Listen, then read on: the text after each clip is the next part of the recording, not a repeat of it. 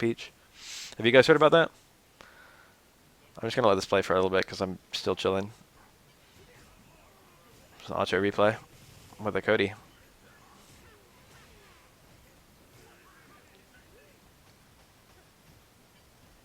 People are still playing this game.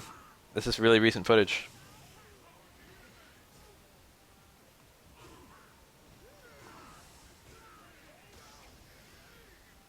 Oh, he's been playing Rog lately?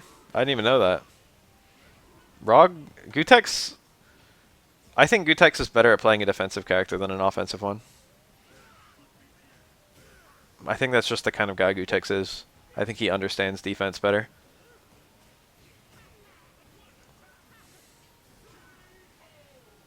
I think Gutex probably has a really similar problem to me, is that he doesn't play that much.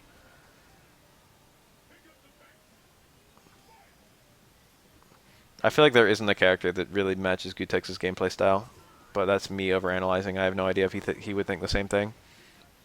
I'm not going to claim that I know better how Gutex plays than he does. I've seen a lot of footage of him playing, and I'm pretty good at getting like a player analysis going. And I probably have a better analysis of Gutex than any other player besides people I know in person.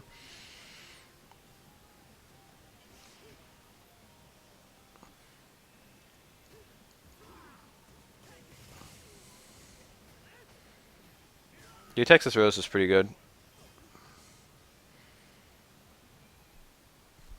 I've played it. Actually, Gutex's Rose is probably only about as good as I am in Street Fighter 4, but I'm like pretty good at Street Fighter 4. I've like played and beaten Gutex's Rose. Actually, that happened after the fucking third strike set. I ran a long set in Street Fighter 4 with him. We stopped at 9-9. His Rose kind of bodied my Elena, but I went to Ken and started doing a lot better.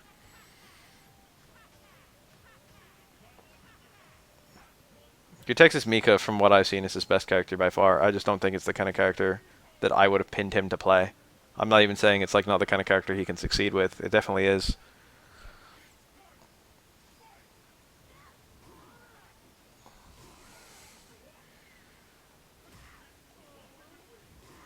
Urian's more clunky than Third Strike. Urian has a lot more cancels now. Urian's pretty clunky in Third Strike. The addition of all his new cancelable moves is a huge deal. That was nice. That was a good combo.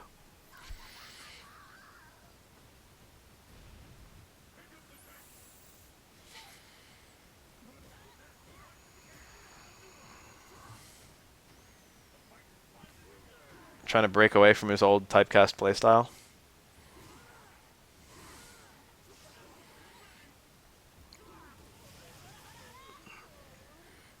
The medium kick is a decent response to any Rog dash punch. Especially if it's a EX low, or an EX of any variety, because he'll cancel into EX Painwheel and it'll be invincible to whatever dash punch he's doing if you hit the armor.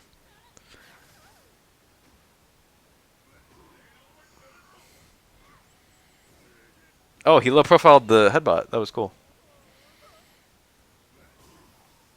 After I've blocked focus dash in, Jury's actually pretty dangerous. She's got low profile she can do that's like safe like that, and she can also do close medium kick, which is unthrowable. And also blows up lows. Or not lows, but like crush decking. That ends up being pretty strong.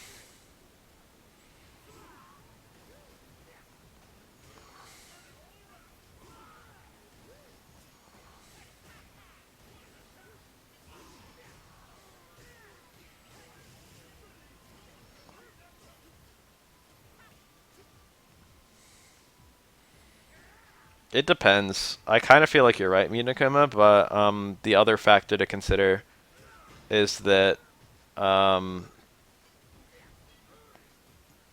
Street Fighter 4 less replaced Street Fighter 3 than 5 did 4. 5 keeps most of the things that people liked about 4. 4 keeps almost nothing that people liked about 3. Nice. Counter hit towards strong into Ultra 2. That wasn't even a first frame connect, so we had lots of time to link that. That's like a 2 or 3 frame link. Nice. Low profile. Low profiles are extremely good on Biogs Wake Up. Cody pretty much has the safest low profile in the game. the least committal slide in the game, which is a really big weapon in a lot of matchups. A lot of Cody's would-be bad matchups are rectified by just being able to spam crouch medium kick, like Adon, like Guy.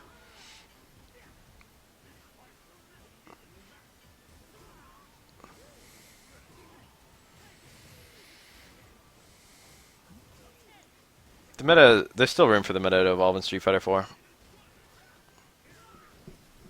Alpha 2 might be a bit strong, but yeah. More like Alpha 2 to Alpha 3, because Alpha 2 more so replaced. I don't know.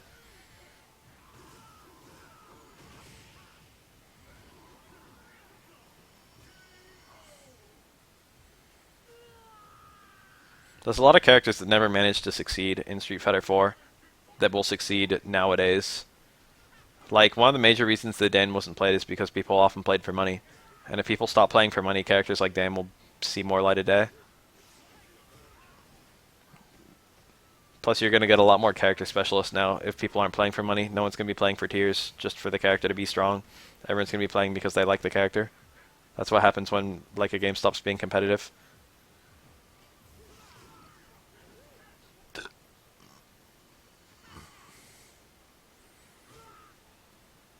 Third Strike, when it was competitive, was all Chun-Li's and Yun's, and like Dudley's and Makoto's and Ken's.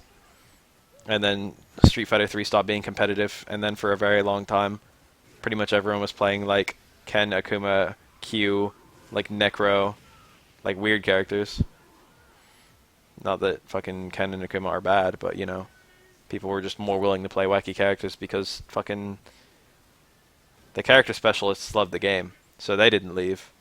And then the people who like kept playing anyway, who weren't character specialists, they just, you know, it was less about money, so they were fucking less restrained in their character options. And also the competition's going to be worse. When people play the game competitively, like for money, then there's going to be a lot of really good players. And when there's a little bit worse of players, or like greater disparity in skill, there's more room for low tiers to flourish. Like Ixian's Dan can't hold up to like the best players in Europe, even though it's like a really good Dan. But like when the best players in Europe aren't playing anymore, Ixian's Dan is suddenly one of the best players online. That's like a pretty good example. There's like a million reasons for this phenomenon. Street Fighter 4 will definitely continue to flourish. Nice. It will definitely keep players, and the tiers will get a mix-up, but not necessarily, like the tiers won't really get a mix-up. Because like, let's say fucking Yun might actually still be the best character in the game, but you're not going to see Yun as much as you used to. I mean, I don't know that because Yun was never played that much anyway. Yeah, Marvel has a similar thing going on.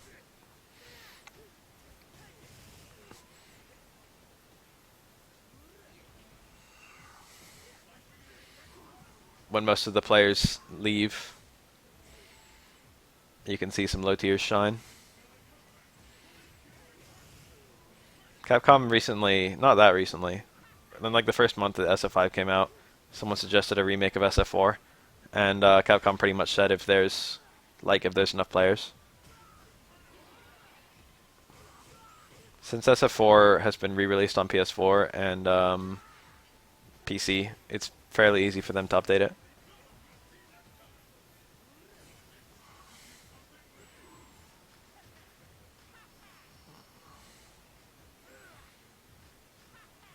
It's a shame that people didn't really play Omega Mode because that was an SF4 remix. It happened.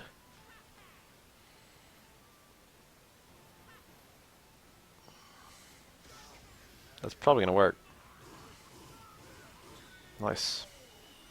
What will happen with SF5? Will it be better in the future? I tentatively am going to say that it's better now. But that really depends on what you define as better. Better what? Better as in more characters? Capcom has said they'll add characters to Street Fighter 5 as long as people play it. Which probably means as long as there's money in it. Which I think there will be because making new characters is a lot cheaper than making a new game.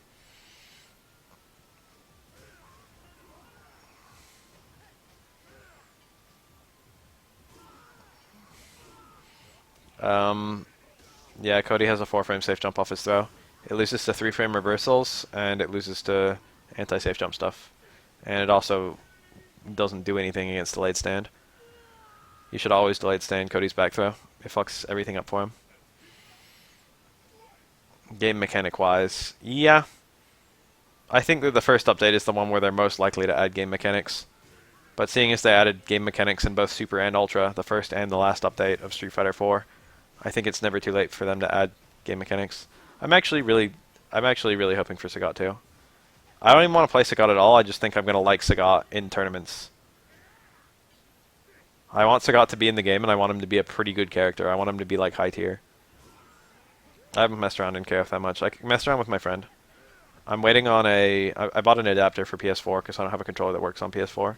I got a, oh, I forgot the name of the adapter. It's that little, like, USB one that has, like, the fucking light-up thing that I think is Bandit Evo.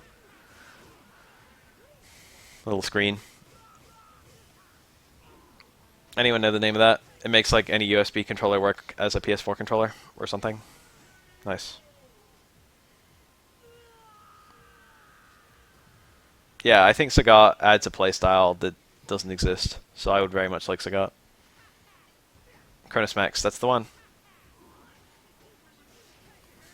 I got one. I'm still waiting for it to ship. I'll probably start playing KOF 14 quite a lot.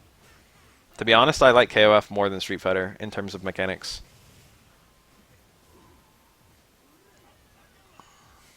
I didn't know the Brook Birder. I've like heard people mention that, but I didn't buy it. I forgot it was a thing.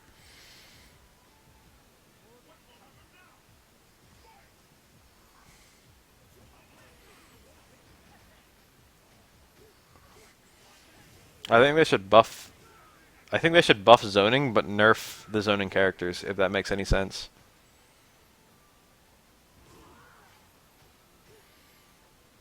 No, like genuinely, like I think KOF has a more interesting mechanics to it, and I love KOF 14 from what I've seen so far.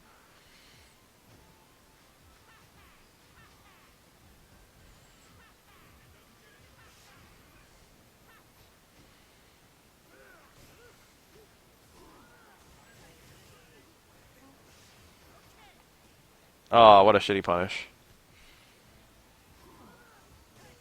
A KOF BAF Cup will probably never happen because people often say they want these things, but then don't join.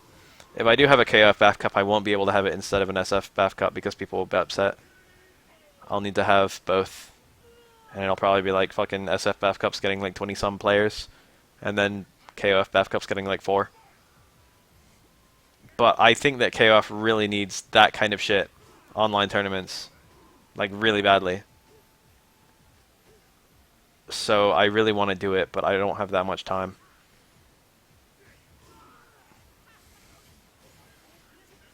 That's not a punish.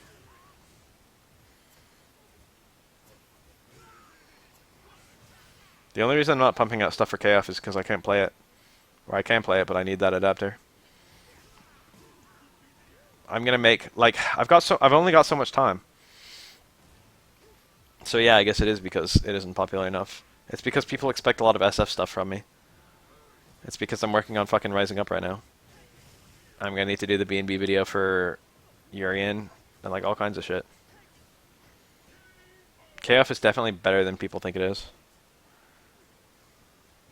I could make a video about how KF is better than people think it is, because I get people like fucking just instinctively hating on it. I like straight up had a guy pretty recently just say like fucking, what am I missing about KF because it looks worse in every way than Street Fighter. I'm like, what the fuck?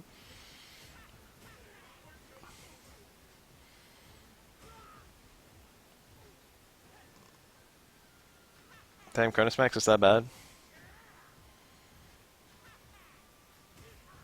I'm just gonna be using it by myself. I don't care if player 2 gets lag if I'm not player 2.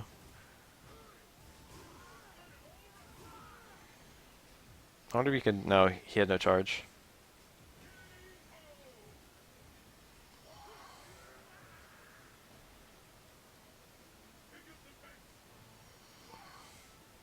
It's definitely true that people don't like it because they don't understand it, but people don't want to understand it. Everyone doesn't like fighting games that they don't know anything about. No one cared about Killer Instinct until they like figured out a little bit about it. And then the people who know about Killer Instinct kind of like it, and the people who don't know about Killer Instinct still don't like it. A lot of people need to be doing it. See, we've got this idea that like Juicebox is like the one guy who's fucking out there celebrating KOF, but there's no reason it couldn't be multiple people. We got hella people celebrating Street Fighter. We got hella people making Street Fighter videos. The problem is that it is Juicebox's job, and why would it only be Juicebox's job?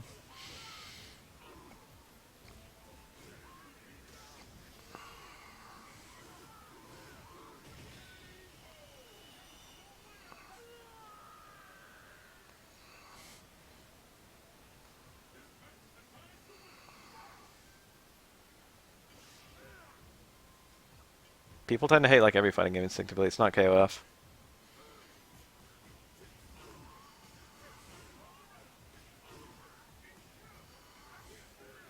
I'll probably make like really short, like early B&B combos for KOF. I think that would help people get into the game. Like, remember that Melina video I made? Does anyone remember that?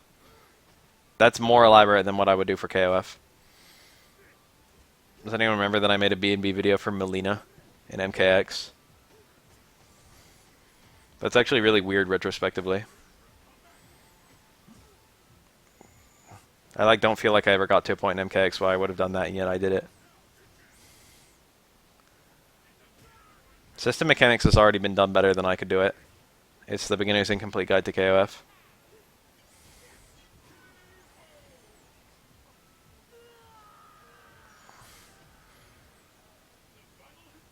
The biggest thing for SNK is money. It's important to remember that.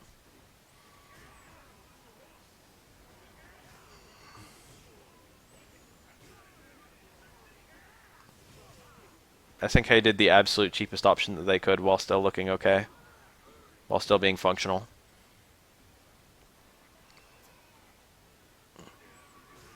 The biggest reason that we didn't get more shit for KOF 13 is that it was too damn expensive.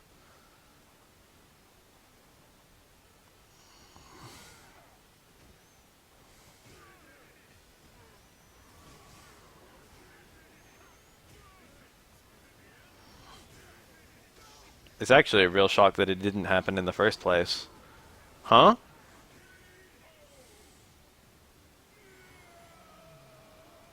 There's more to MKX than people give it credit for. It's this kind of thing that causes fighting games to not be able to succeed. Or not fighting games, but it's this kind of sentence. This is what people are doing with KOF 14. This is what people did with Cross Tekken. Is they will just like generalize.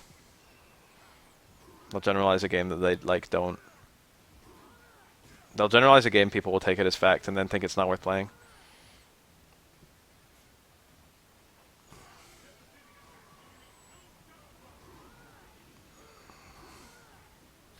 Wow.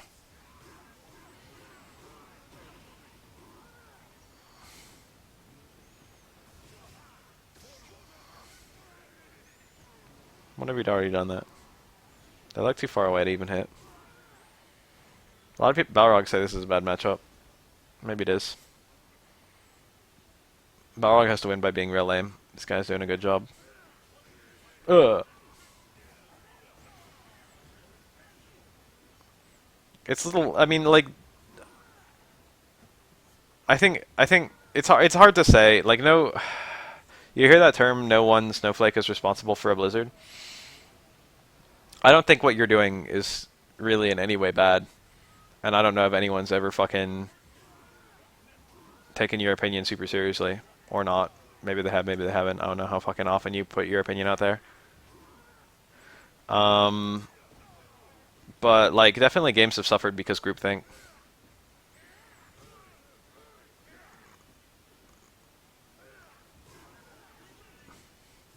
Dismissive sentiment. People did that a lot with Cross Tekken.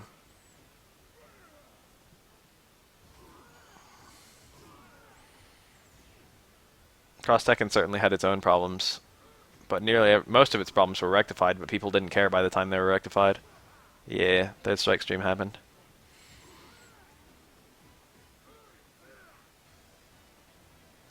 And of course, people wouldn't care by the time they were rectified anyway. But by then, like, the fucking... No one cared to, like... Everyone thought everyone else didn't care. I think that was actually one of the problems of Cross Tekken, in addition to all the actual problems it had. People thought that everyone had a low opinion of it, and it made other people have low opinions of it. It made it true. Whereas a lot of people were like, this game is one of the best games I've played, and I like it a lot more than Street Fighter 4. A lot of pros had that opinion. Not like everyone, but like enough that the game should have succeeded. Or not like succeeded, but just not died. You know what I mean? It should have seen more play than it did with the number of pros who liked playing it.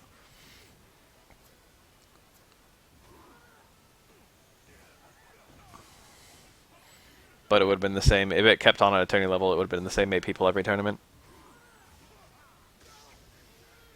Nice punish. That was very optimal. I wonder if that catches FADC backdash. Probably does. Nice.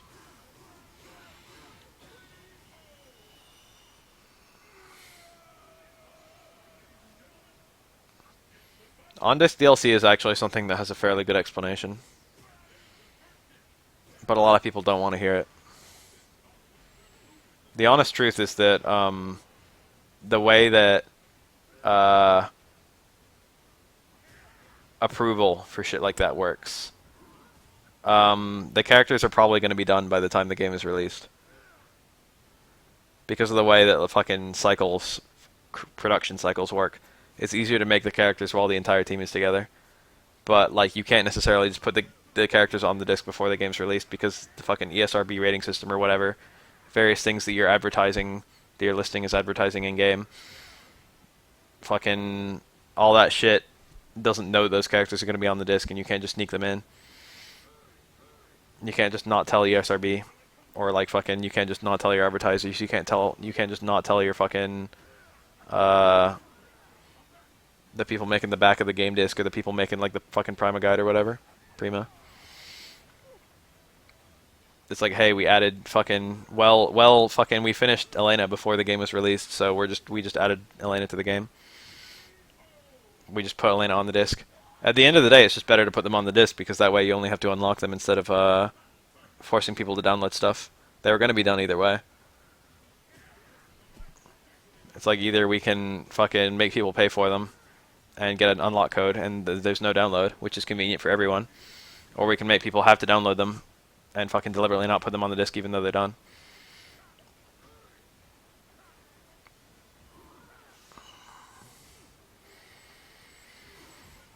Ooh, nice play. At the end of the day, it was like objectively better to have on-disc DLC. And when you think about it in terms of like, oh man, that's not fair that I like paid for this disc and I can't access everything on it. It's kind of imaginary. What do you really get when you pay for a game? Do you buy a disc and all the content on it? It's this weird sort of thing. What are you buying when you buy like fucking access to a game on Steam? Nothing physical anyway. Even at release, Street Fighter Cross Tekken had a fuck ton of new content, enough to justify a $60 price tag.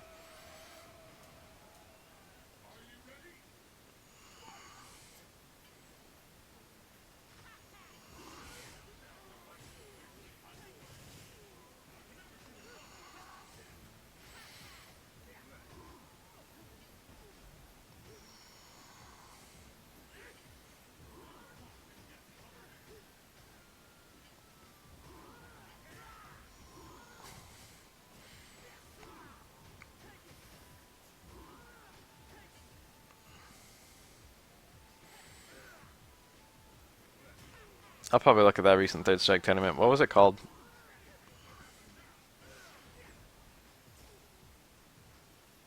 I should be asleep.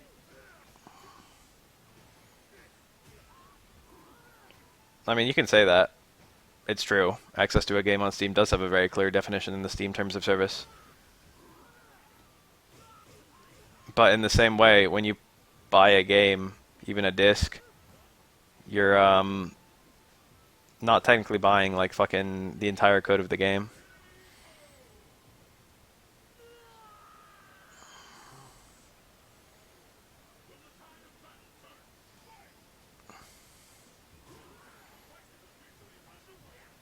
I'm fairly certain that's been defined at some point. It might have been from a legal basis, though. It might have been in a court. Red focus is an extra. It costs 2 bars instead of being free, but it has unlimited armor. It also does about, I think, exactly 1.5 times the damage of a normal focus, so it's really, really strong. Also, you can cancel into it, and level 1 hit crumples, whereas normally you have to get to level 2 to get a crumple. But canceling into it costs 3 bars, instead of normally canceling into focus, which costs 2. That's pretty much every technical thing about red focus. What that actually means for gameplay is red focus is pretty good for certain combos, like Yun shoulder, Viper, fucking medium thunder knuckle or shit like that. And it's really good for post dizzy combos where your meter doesn't matter and you want to do as much damage as possible.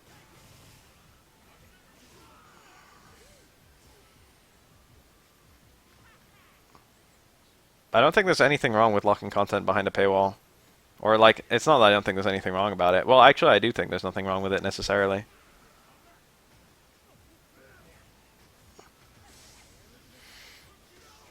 Oh, he was not a shoe block string.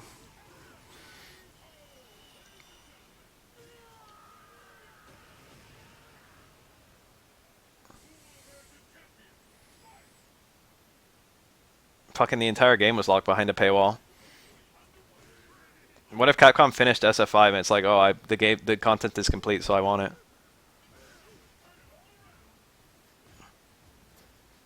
Like the entire game of SF5. There's nothing wrong with fucking releasing extra content for a game. There's nothing wrong with DLC. And there's nothing wrong with making parts of the DLC cost more money. Like buying fucking a $60 version of a game that has some stuff versus a $100 version of the game that has all the stuff.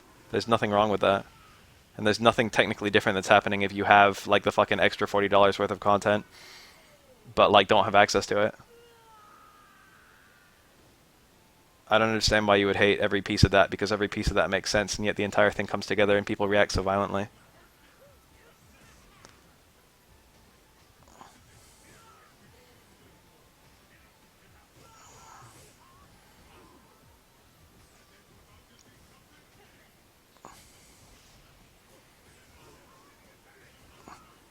Capcom's not really in the toilet. Well, it is, but it's just because Capcom's a really big corporation compared to most game corporations, and thus they have much higher standards. They have a huge budget for a game, so the game needs to do really well. Most games don't even fucking get 2 million sales.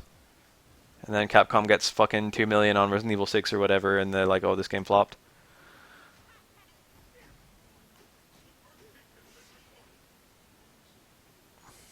It's because Resident Evil 6 was so ambitious. I don't actually know how much Resident Evil 6 sold.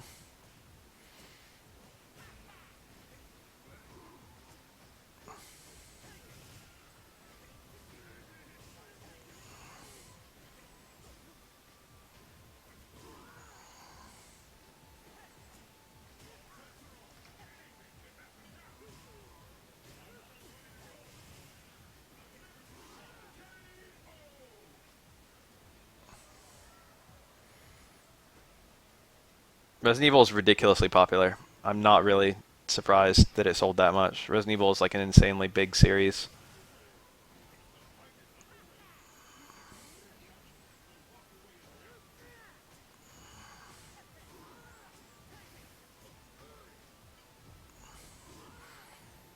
The thing about like people complaining about the on-disc DLC, all I can ever think about is like, what did you want? What was your ideal? I don't understand why everyone complains about that. No one in their right mind would say they should have given me the 10 extra characters for free. Because it's like, well, fucking, that just leads to the question, you know, are you getting $60 worth of content or a lot more than $60 worth of content? People always say the characters were done, so I should have gotten them. Or not even that, they say the characters were on the disc, so I should have gotten them. But it's like, what if they just kept the characters off the disc, and people would have been okay with that, but that doesn't make any sense. If they were already done, why not just put them on the disc? It just makes it easier for people when they're actually released. You just have to get an unlock code. It just makes it more inconvenient. But like it makes it ideologically better. But like it doesn't actually change anything except it makes it more convenient.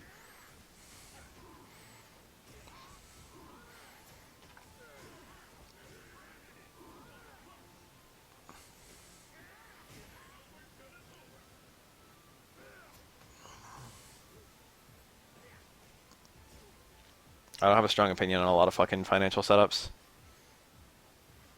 No, not even ethically it's a slap to the face. I don't think there's literally anything wrong with it. The alternative was just not putting the finished characters in the game. Just like fucking making you download them later on. Because they were going to be finished by release time anyway.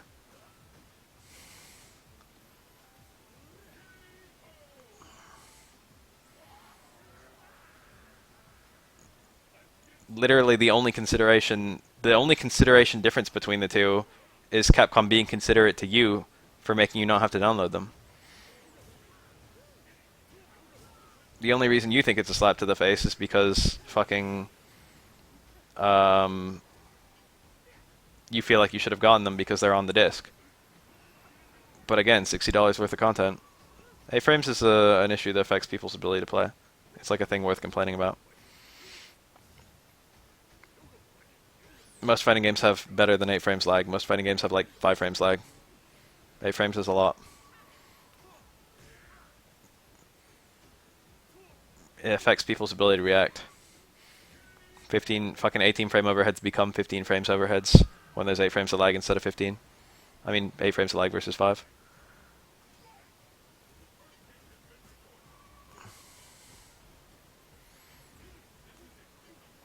PC actually still has 8 frames of lag. It's not a huge issue. It's unfortunate. People are overblowing it a bit. But like, if they could fix it, they should.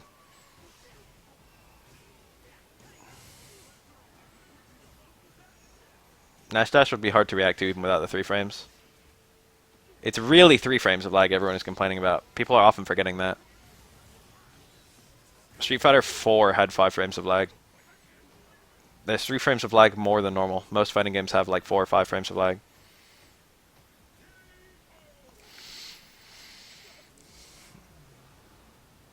I think PC can be lowered to 5 without VSync, but Capcom intentionally raised VSync. I mean, raised the fuck. I think you can't manually turn off VSync.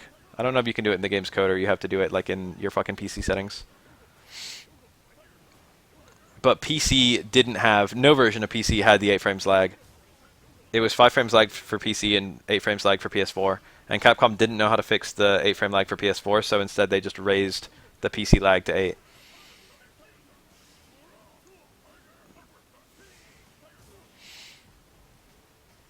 And they did that because it like to make the two versions play exactly the same.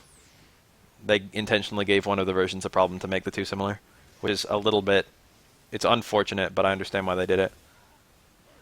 But they probably shouldn't have done it. But the alternative was fucking having one version that was definitively better, which was a really awkward position for them because literally Sony funded the game.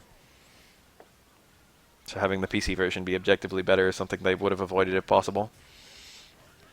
I haven't seen this matchup in a while. Reminds me of Saban versus Sanford.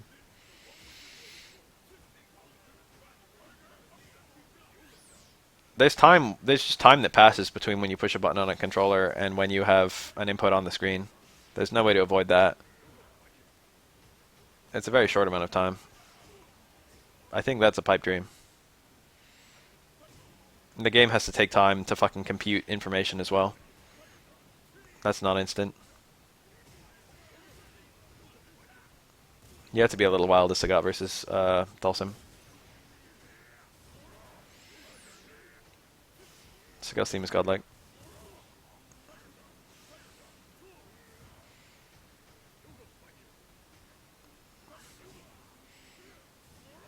Sanford has to play a little wild to beat Guile, and he has to play a little wild to beat Dhalsim. I think he does well against both of them, but he just has to play a little wild. And you can really see in Sanford's gameplay that the two characters he fought the most were like Guile and the two good characters he fought the most were Guile and Dhalsim. And the wildness just stayed in his gameplay. You can kind of tell by the way a person plays a character, in a very subtle way, the characters they're used to fighting.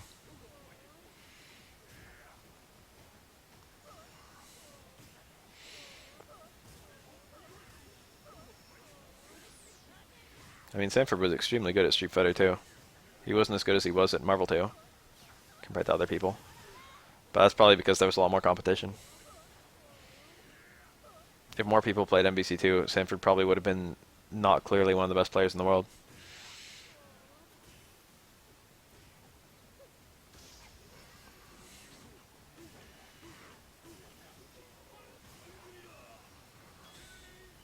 I like the little bell that sounds at the end of Yoga Shangri-La.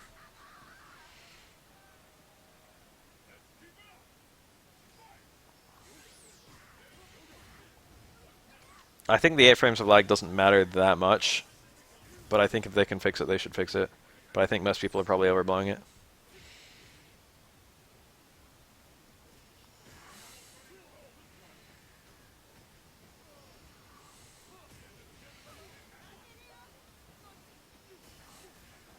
But I think most people are forgetting what 8 frame means, what 8 frame changes and what it doesn't. 8 frames doesn't make you miss your anti-air.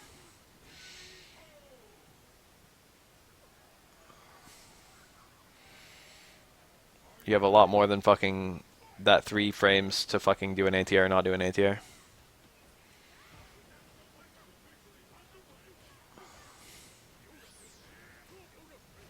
What the fuck was that, Yoga? That was like the hard one. I think the hard one's plus frames, but it takes so long to get out that it can be interrupted.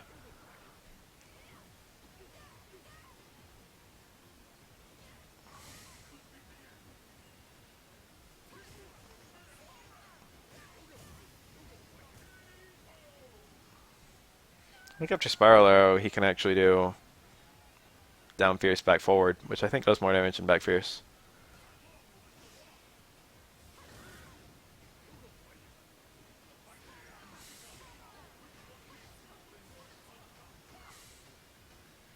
Please just stop.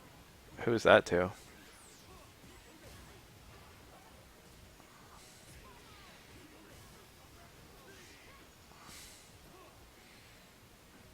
I don't actually know if there's any evidence for or against the idea that they designed it around 8 frames.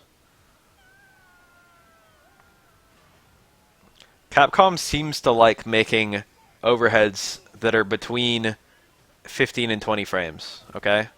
So if they made it around 8 frames lag, then they would make most overheads between like 18 and 21 frames in Street Fighter 4. Or like 15 and 20 to 18 and 23. So if most overheads, for example, are between 18 and 23 frames in Street Fighter 5, that's evidence that it was made around 8 frames of lag. Super Cammy is probably... On paper, I think Super Cammy is probably top 3 characters in the Street Fighter 4, like all versions. I don't know. A lot of the vanilla characters are pretty bullshit. I think Vanilla Sagat and Vanilla Akuma are extremely good, but I think Super Cammy is probably almost as good as they are. Because Super Cammy just utterly destroys every character with the best frame trap in the entire game, which is literally anything into dive kick. Smashes throw techs, smashes low crouch techs.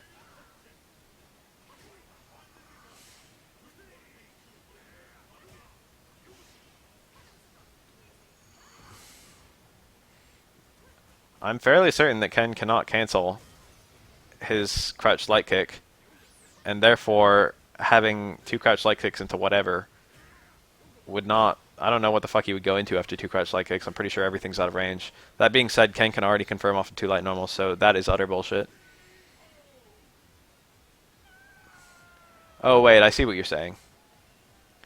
You're saying that he already has an easy confirm, so him having easier confirms. Well, it's different.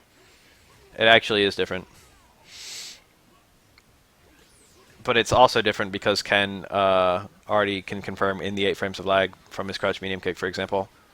But confirming from a single normal is harder than confirming from 2 lights. And being able to confirm from a single crouch medium kick is much better than being able to cancel from a crouch light kick and then a crouch light punch.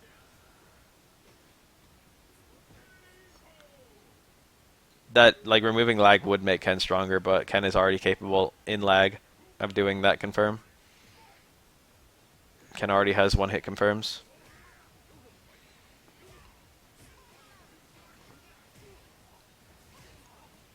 Mika's right on the edge of being able to confirm a clap into command grab. It's like theoretically possible, but like it's right on the edge of like human reaction time. Some people can supposedly do it. If there were 3 less frames of lag, it would possibly become consistent to be able to do Mika clap and then hit confirm the grab.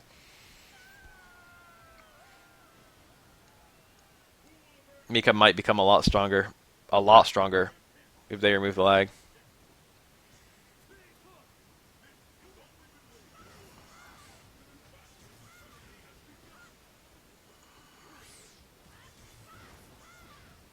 That's a real thing that could happen.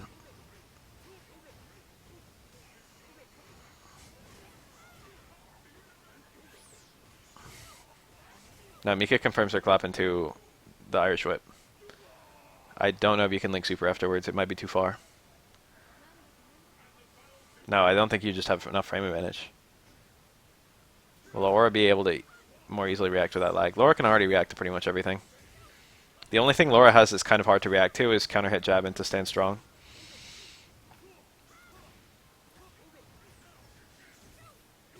One light normal counter hit combos are the only thing Laura suffers with. Everything else is fairly easy to react to.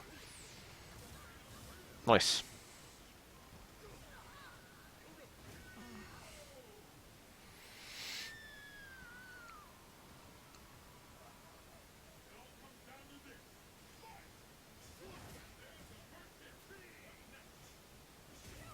No, defending against Laura won't be any easier. Most of Laura's shit is instant or near instant. You can't react to the difference between a fucking stand strong and a command grab. Defending against Laura will be a little easier because reacting to her overhead will be easier. Laura will get slightly weakened if they remove lag because of her overhead.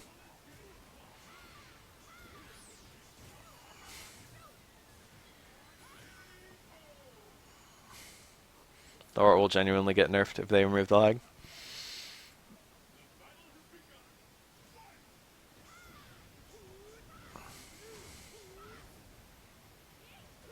Command dash cancels will also get nerfed.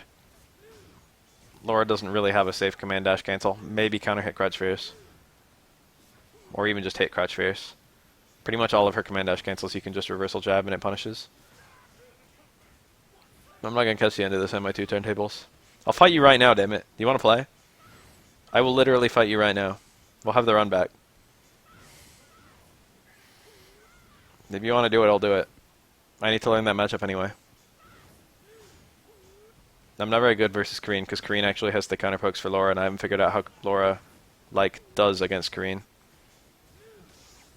I know my counter pokes versus pretty much every other character. You have to factor when a character has a DP. That's a really important thing. You have to sometimes bait the DP. What do you want me to say? Is that a yes or a no?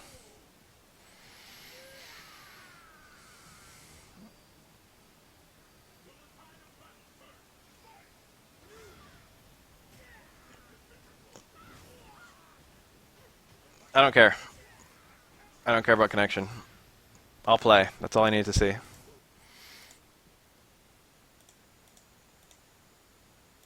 Damn it, that was tiny that whole time. No one told me that the screen was cut off. For the SF5 and onwards.